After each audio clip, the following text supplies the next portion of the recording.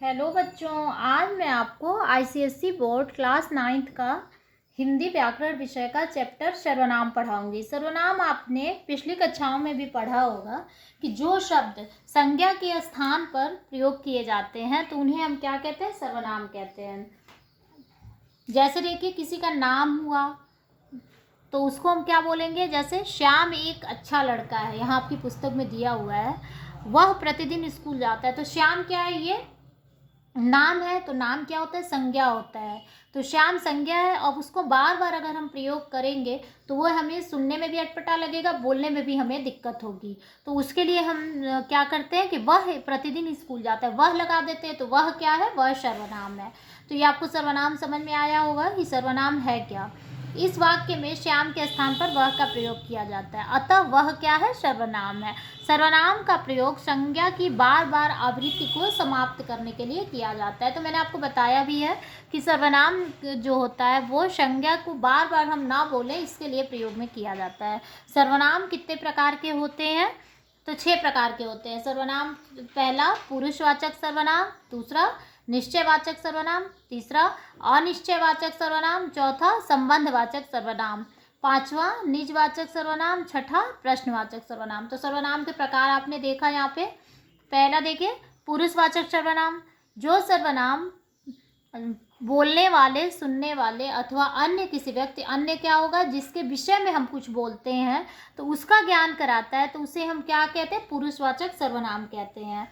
तो सर्वनाम जो है, जो कि वक्ता, श्रोता और किसी अन्य व्यक्ति जिसके बारे में बोला जाए उसका ज्ञान कराते हैं, तो उन्हें हम पुरुषवाचक सर्वनाम कहते हैं, जिसमें क्या है? कर्ता की मुख्य प्रधान होता है। पुरुषवाचक सर्वनाम में क्या है? कर्ता प्रधान होता है, तो उसे हम पुरुषवाचक सर्वनाम कहते हैं। जैसे देखिए, आपने उसने मुझे बताया कि तुम कल आने वाली थी। तो इसमें क्या है? इस पूरे वाक्य में उसने, मुझे और तुम तीनों क्या है? पुरुषवाचक सर्वनाम होते हैं। पुरुषवाचक सर्वनाम कितने टाइप के होते हैं? 3 टाइप के होते हैं, उत्तम पुरुष, मध्यम पुरुष और अन्य पुरुष। उत्तम पुरुष क्या होता है?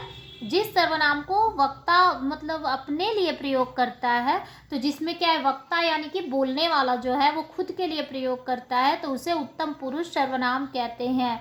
जैसे मैं, हम, मेरा, हमारा, हमारी, तो ये सभी जो शब्द हैं ये आदमी स्वयं के लिए प्रयोग करता है कोई भी, तो उसमें क्या है? उत्तम पुरुष कहते हैं। मध्यम पुरुष, तो इसमें क्या है? वक्ता इसको प्रयोग करता है, यानी कि जो बोलने वाला होता है उसको प्रयोग करता है। किसके लिए? श्रोता के लिए, सुनने वाले के लिए प्रयोग करता है, तो उसे हम क्या कहते हैं? मध्यम पुरुष सर्वनाम कहते हैं। जैसे देखिए, तुम, तू, मेरा, तुम्हारा, आप, ये सभी क्या है? मध्यम पुरुष सर्वनाम होते हैं। अन्य पुरुष, अन्य पुरुष में क्या है? वक्ता जो होता है जिस सर्वनाम का प्रयोग अन्य व्यक्तियों के लिए करे, मतलब जो श्रोता और वक्ता के अलावा जो कि प्रयोग किया जाता है अन्य व्यक्तियों के लिए। और कौन प्रयोग करता है? वक्ता, बोलने वाला प्रयोग दूसरे के लिए करता है, तो उसमें क्या होगा? अन्य पुरुष सर्वनाम कहते हैं। जैसे वह, वे, उनका, उनको आदि।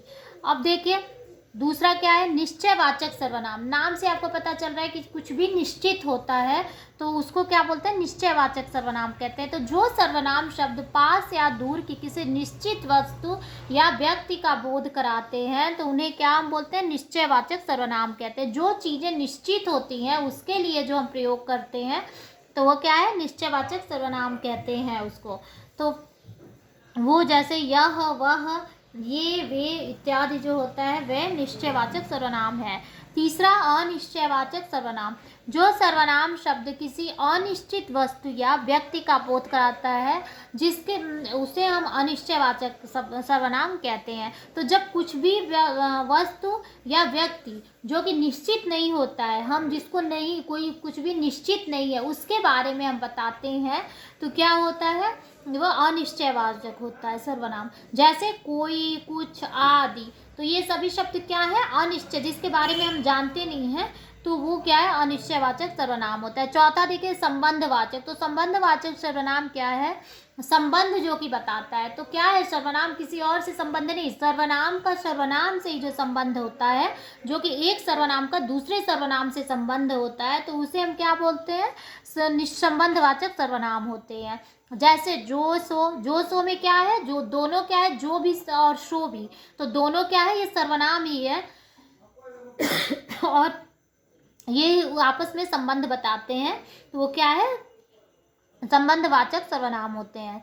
पांचवा देखिए निजवाचक सर्वनाम। जिस सर्वनाम शब्द के प्रयोग से उत्तम पुरुष, मध्यम पुरुष या अन्य पुरुष के अपनेपन का बोध होता है, वे निजवाचक सर्वनाम कहते हैं। तो निजवाचक, निज का अर्थ होता है स्वयं, अपना। निज का अर्थ होता है अपना, स्वयं, खुद का। तो वो निजवाचक सर्वनाम होता है जो सर्वनाम शब्दों के प्रयोग से उत्तम पुरुष, मध्यम पुरुष या अन्य पुरुष के अपनेपन का बोध होता है। तो आपने उत्तम पुरुष, मध्यम पुरुष या अन्य पुरुष के बारे में आपको ज्ञान है, मैंने पहले ही बताया है।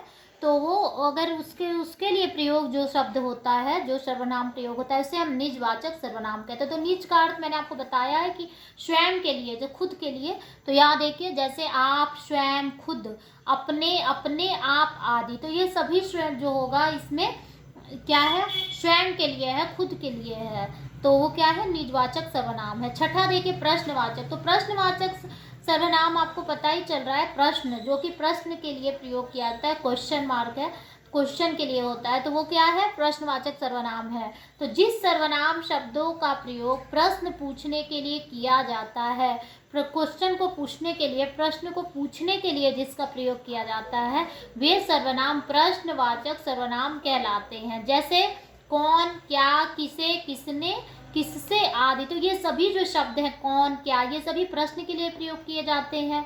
तो यहाँ देखिए जैसे मेज पर क्या रखा है, बाहर कौन खड़ा है, तो ये सभी शब्द क्या है, प्रश्नवाचक जो होते हैं वो सर्वनाम है, क्योंकि ये कौन और क्या, ये सभी क्या है, ये किससे, ये सभी प्रश्न पूछने के लिए प्रयोग किए जाते हैं और किसी में तो प्रयोग किए नहीं जाते हैं, तो ये सभी प्रश्नवाचक सर्वनाम है।